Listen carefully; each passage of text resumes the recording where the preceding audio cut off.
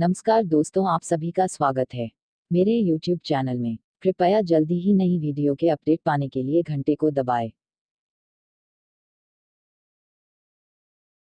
Now, very fine good morning to all of you. ये हम कुछ चैप्टर है एक डायरेक्शन रीजनिंग का, उसके कुछ क्वेश्चंस लाए हैं आपके सामने जिसे कि हम सॉल्व करेंगे। जो ऐसे क्वेश्चंस हैं जो ज़्यादातर पीओ के एग्जाम में आए हुए हैं और एसएससी सीजीएल में भी सबसे ज़्यादा पूछे जाते हैं। तो डायरेक्शन में कुछ इस तरह क्वेश्चन आते हैं कि यदि नॉर्थ ईस्ट को वेस्ट कहा जाए तो साउथ वेस्ट को क्या कहेंगे। तो हम इसे, ये रहा हमारा दिशा चक्र, ये होता है हमारा ईस्ट, ये होता है वेस्ट, ये होता है नॉर्थ, ये होता है साउथ। ईस्ट हमेशा राइट हैंड साइड की तरफ, वेस्ट हमेशा लेफ्ट साइड की तरफ, नॉर्थ हमेशा ऊपर की तरफ तथा साउथ नीचे की तरफ मानते हैं। ईस्ट और नॉर्थ के बीच की दिशा को बोलते हैं नॉर्थ ईस्ट, और ये नॉर्थ और वेस्ट की दिशा को बोलते हैं नॉर्थ वेस्ट। ये साउथ और वेस्ट की दिशा को साउथ वेस्ट, और ये साउथ और ईस्ट की दिशा को साउथ ईस्ट। इस तरीके से हम दिशा पहचानते हैं। क्वेश्चन को सॉल्व करेंगे कि नॉर्थ ईस्ट को वेस्ट कहा जा रहा है। ये जो नॉर्थ ईस्ट है, तो स्टूडेंट्स गलती क्या करते हैं कि उन्होंने नॉर्थ ईस्ट को मान लिया वेस्ट, ये उन्होंने मान लिया वेस्ट, और वेस्ट जब उन्होंने इसे वेस्ट मान लिया तो इसे मानेंगे साउथ वेस्ट, और इस तरीके से पूरा दिशा चक्र घुमा देते हैं। हमें दिशा चक्र किसी भी प्रकार से घुमाना नहीं है।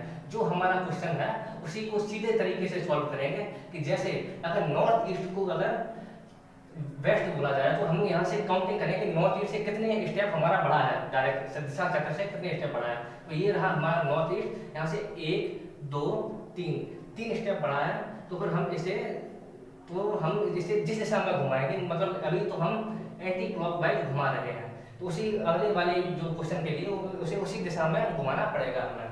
तो फिर अभी जब नॉर्थ ईस्ट को वेस्ट बोला जा रहा है 1 2 3, तो अगले वाली दिशा को मतलब साउथ वेस्ट को क्या बोला जाएगा। तो फिर ये रहा हमारा साउथ वेस्ट, साउथ वेस्ट से भी 3 स्टेप बढ़ा देंगे। ये रहा साउथ वेस्ट, यहाँ से 1 2 3, साउथ वेस्ट को बोला जाएगा ईस्ट। हमें कोई दिशा चक्र परिवर्तित करने की जरूरत नहीं है, ये हमारा निकल के आ गया ईस्ट। ऐसे ही हम दूसरा क्वेश्चन लेंगे। दूसरा क्वेश्चन हमारा ये है कि यदि नॉर्थ वेस्ट को साउथ वेस्ट बोला जाए, यदि नॉर्थ वेस्ट को, ये रहा हमारा नॉर्थ वेस्ट, और इसे हम साउथ वेस्ट बोलेंगे। इसे देखते हैं कि हमारे दिशा चक्र में कितने स्टेप घूमा है। तो नॉर्थ वेस्ट से 1 स्टेप ये घूम गया, साउथ वेस्ट 2 स्टेप ये घूम गया।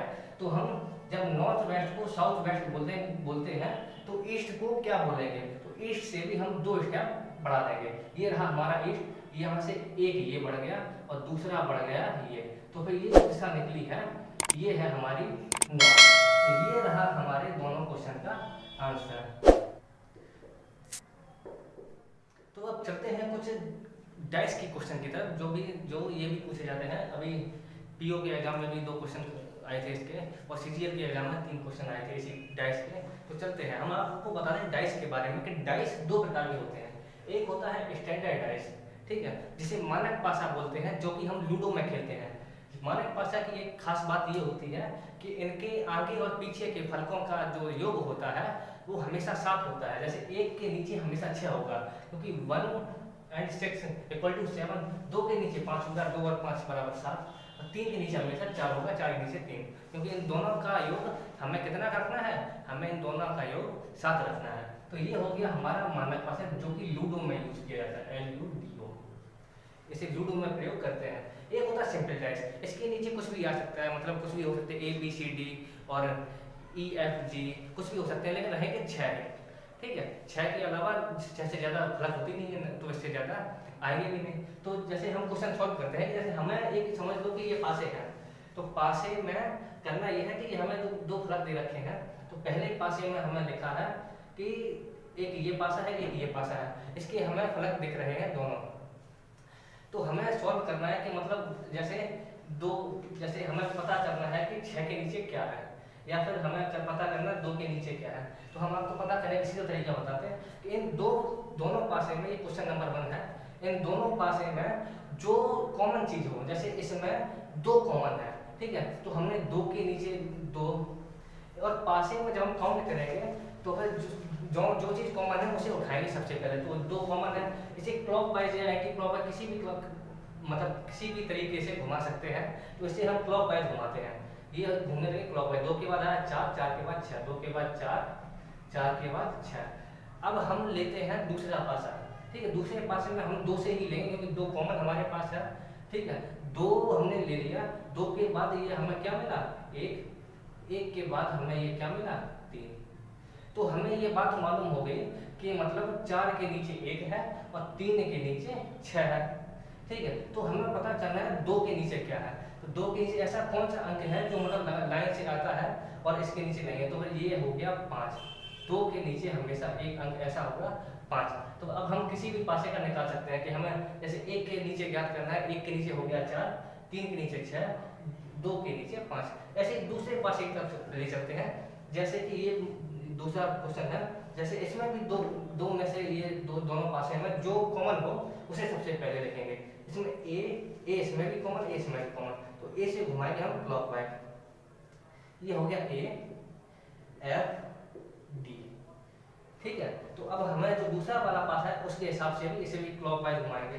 तो ये हो गया हमारा ए के बाद ये हमारा हो गया बी, ये हो गया हमारा सी, ठीक है। तो फिर ए तो है ही, तो हमें अब मालूम चल गया कि ए के वो डी के नीचे सी है और बी के नीचे एफ है या एफ के नीचे बी है या सी के नीचे डी है। लेकिन ए के नीचे क्या है, ठीक है। ए के नीचे हमें मालूम करना है, तो इसमें से जो लेटर गायब हो वो जो लाइन से 6 अक्षर के बीच में आता हो उसे लिखेंगे। जैसे ए हो गया बी सी डी, तो हमें कौन सा मालूम नहीं दिख रहा है, इसमें ई जो लेटर होता है वो नहीं दिख रहा है।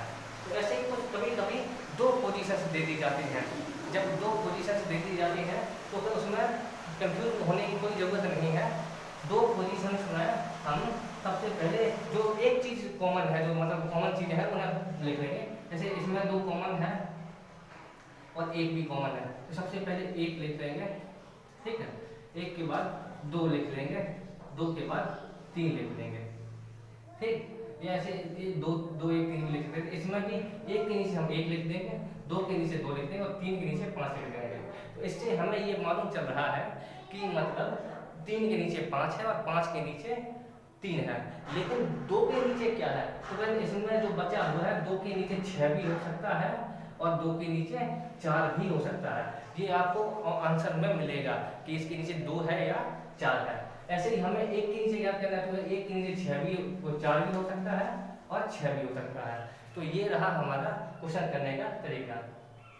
अब जैसे ये है, इसमें भी दो पोजीशंस दिख रही हैं, ए बी सी और ए बी डी। तो फिर दोनों में से कॉमन ले लेना है हमें, ए बी सी, ठीक है, ए बी डी। तो हमें इससे ये मालूम चल गया क्लॉकवाइज घुमाने से कि हमारा जो है सी के नीचे डी है, तथा अब हमें बी और ए के नीचे ज्ञात करना है। तो ए के नीचे या तो ए बी सी डी, तो या तो इसके नीचे ई हो सकता है या एफ हो सकता है, ठीक है। ए के नीचे या तो ई हो सकता है या तो एफ हो सकता है। तो फिर इस तरीके से हमें करने पड़ते हैं क्वेश्चन सॉल्व।